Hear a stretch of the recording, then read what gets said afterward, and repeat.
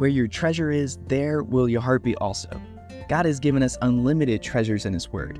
Every time we open it, we can discover a new treasure or admire an old one. What will we find today? Here's Carla Early with Treasure Hunt in the Word.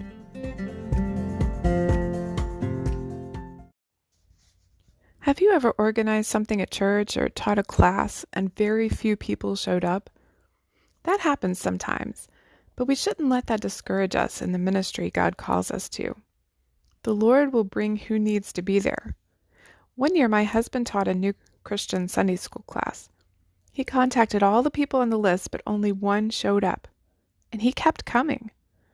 So that one got one-on-one discipling that year, and maybe that's exactly what he needed. Sometimes in my BSF group, out of 12 to 14 members, only 5 show up. But I've noticed those 5 are the ones who may not feel comfortable speaking in a larger group, but they blossom in a smaller group, so that's exactly what they needed that week. In John 6, Jesus says some hard things, and of the 5,000 he fed in the beginning of that chapter, he ended up with just 12.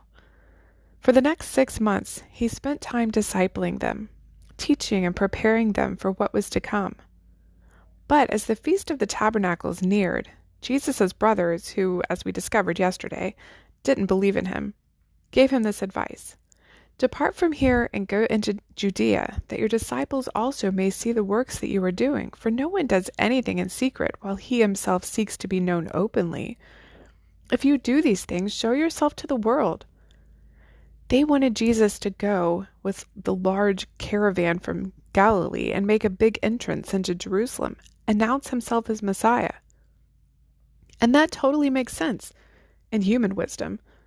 Bigger is better, the more the merrier, that sort of thing. They were saying, if you want to be known, you've got to do things big, out in the open so everyone will know who you are. Demonstrate that power you claim to have.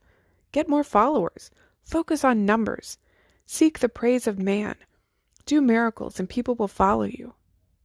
What they didn't realize was that Jesus' healing ministry was just a sideline to point to who he was.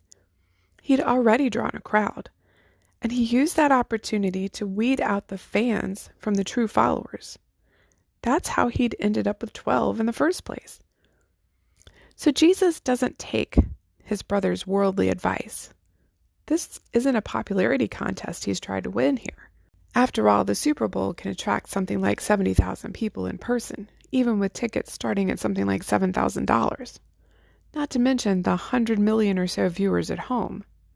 But that's not the kind of crowd that Jesus wants to draw. As Christians, we shouldn't be focusing on getting a crowd, but on sharing and teaching God's word to people, which will weed out the unbelievers and disciple the believers.